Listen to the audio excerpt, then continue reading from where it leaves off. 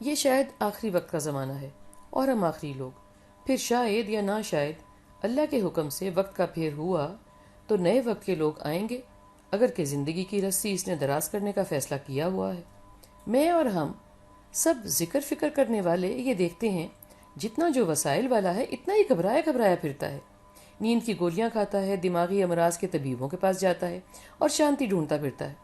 اس کو کون بتائے شانتی کھوئی ہوئی ہے ہی نہیں، رگے جان سے قریب ہے. بھلا کس کے پاس وقت ہے اور حوصلہ ہے کہ رگے جان ڈھونڈے؟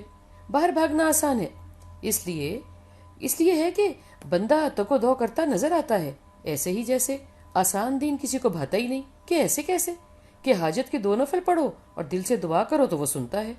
اس کو تو سننے کے علاوہ کام ہی کوئی نہیں ہے، میں کہتی ہوں. مگر نہیں جی، جب تک پیر صاحب باندھ کے 1.25 ورد نہ بتا دیں، شیخ صاحب کالا بکرا نہ کٹوا دیں اور حضرت جی گوشت نہ بند کروا دیں کہ دل ہی نہیں ٹھہرتا. یہ بھی کیا کریں ہم؟ ہر سکون کی تلاش میں ہے تو ہے، مگر دل کو ٹھہرانا اور سکون میں آنا ہی معلوم نہیں کس کو کہتے ہیں.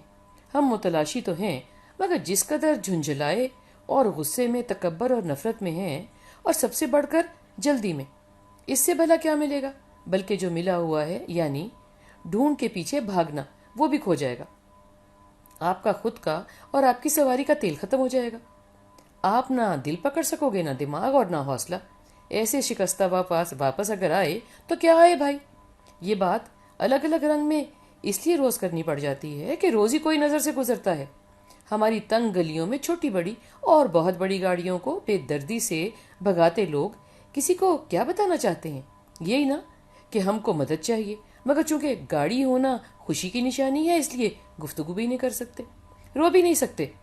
طبیب کا رخ تب تک نہیں کریں گے جب تک جان ہاتھ سے پھسلتی نہ لگے. اب خوش نظر آؤ یا ناخوش، کسی کو چسکے لینے سے زیادہ تو کوئی فکر نہیں ہے نا. ویسے بھی اگر آپ خود کی کوئی چنتا نہیں ہے تو ہم آپ کے ہیں کون؟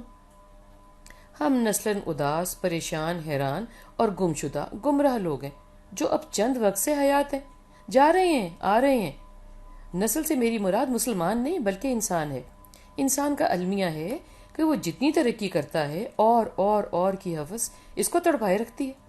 اگر اور کی فکر نہیں کرتا تو چھن جانے کی فکر جگائے اور بگائے رکھتی ہے. اگر چھن جانے کی فکر نہیں تو اکیلے کھانے کی فکر سونے بھی نہیں دیتی اور جاگنے تو دیتی ہی نہیں ہے. ایک سامنے کی مثال دوں. جن بچوں کے لیے میں لوٹ مار، ذخیرہ اندوزی، حق شکنی کرتا ہوں، اس کو سینچتے کبھی بچوں پر خرچ ہی نہیں کرتا. وراثت درست طریقے پر لکھت پڑھ کرتے ایسے جان جاتی ہے جیسے ساتھ لے کر جانا ہے. جانے والا بھی غم زدہ اور پیچھے والے بھی شدید غصہ زدہ، نفرت زدہ اور غم زدہ. قصور کس کا ہوا؟ میرے خوش نظر آنے کا اور وقت پر بدت نہ لینے کا.